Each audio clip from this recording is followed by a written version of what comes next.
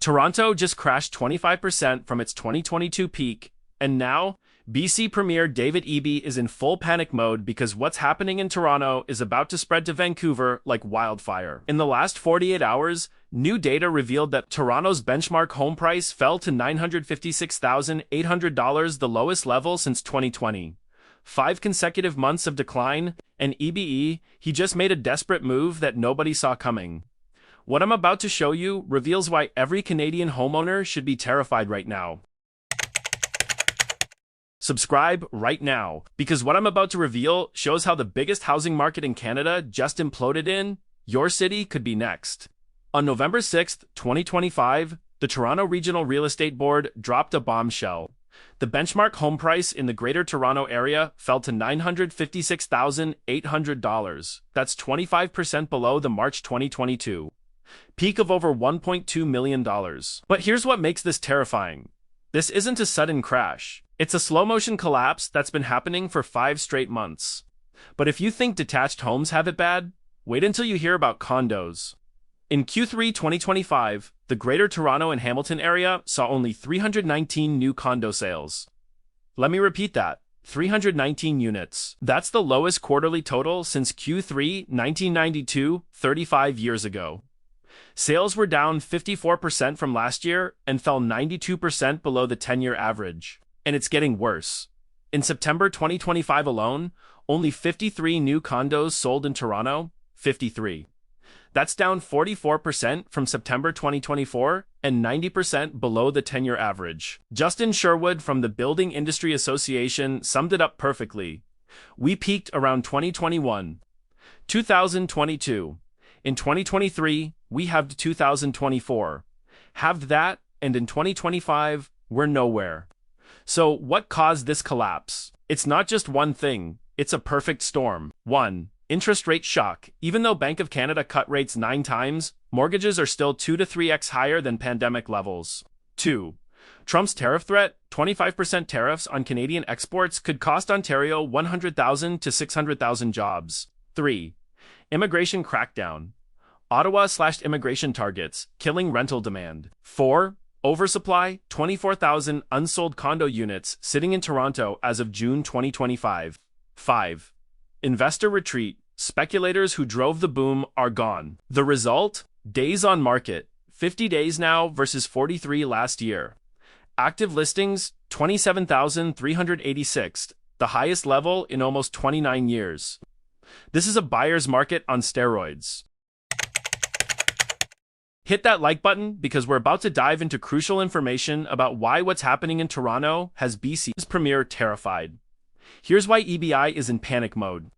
Vancouver's housing market is showing the exact same warning signs that appeared in Toronto 12 to 18 months before the crash. Condo presales collapsing, inventory exploding, developer cancellations, foreign investor retreat, days on market rising. See the pattern. Vancouver is 12 to 18 months behind Toronto on the same crash trajectory, and Eby knows it. In late July 2025, BC developers sent a desperate letter to Prime Minister Mark Carney, Housing Minister Gregor Robertson, and Premier David Eby. The message was clear. Without loosening foreign investment restrictions, housing supply will continue its dramatic slowdown. Housing prices will start to rise as a result. The letter warned, high construction costs, high land prices, municipal fees, crushing projects, erratic U.S. tariff policies. Zero foreign capital available. Toronto developers supported this letter. Why? Because they're watching their industry collapse in real time, and BC is next. On August 1, 2025, Premier Eby made a shocking announcement. He rejected the developers' plea to ease foreign investment rules. His exact words, if foreign capital is just going to build housing that sits empty in downtown Vancouver, like the current buildings, well, forget about it. Eby argued that BC's aggressive speculation tax now 3% for foreigners was working. He claimed 20,000 empty units had been converted to rentals.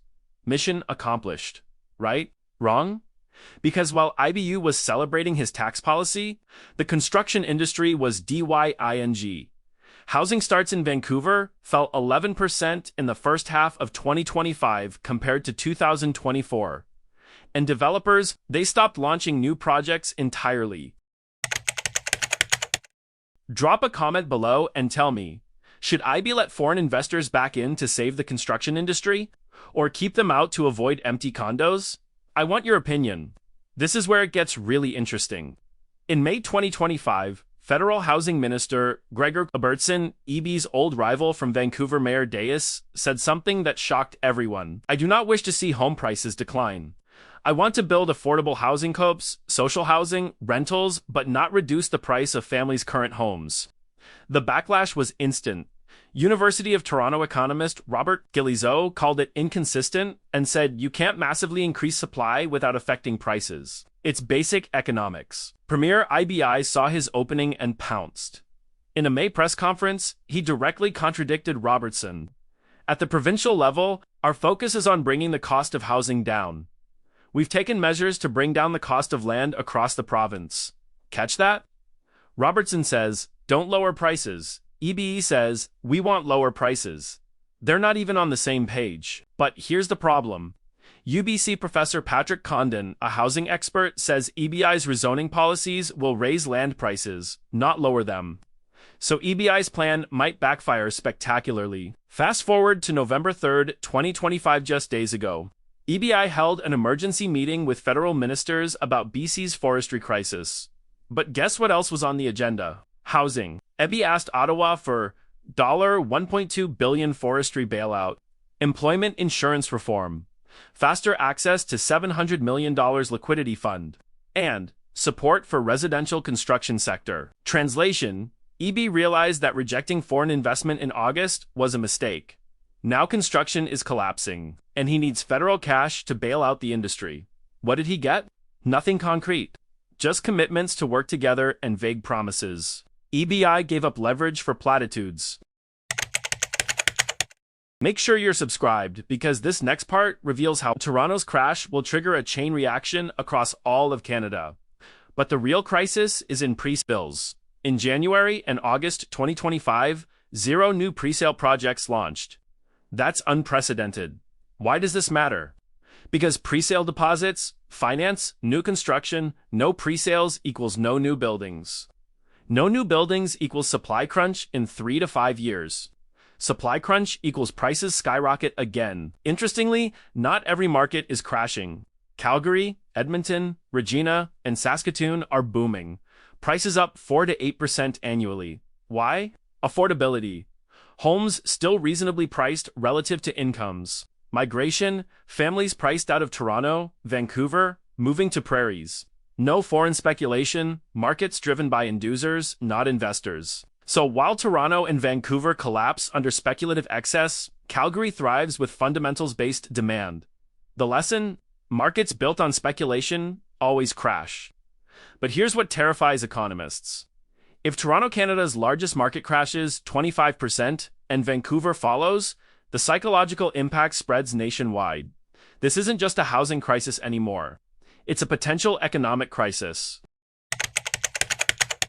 Before we wrap up, comment below. Do you think Vancouver will crash like Toronto, or will it stay strong? Let me know your prediction. Here's what experts predict for 2026. Most economists expect something in between. Continued weakness through 2025, modest recovery starting late 2026. For IBI to avoid Vancouver replicating Toronto's crash, he needs to 1. Partially reopen foreign investment with strict owner-occupancy rules. 2. Speed up permit approvals. Projects taking 3 to 5 years is killing supply. 3. Reduce municipal fees. $100,000 plus in fees per unit makes nothing affordable. 4. Stop blocking projects. NIMBYism must end. 5. Coordinate with Ottawa. No more federal-provincial contradictions. If you own a home in Toronto or Vancouver right now, I know this is scary. Watching your biggest asset lose 25% of its value is devastating. And the uncertainty about whether it will drop further is paralyzing. But here's what you need to understand. This correction was inevitable.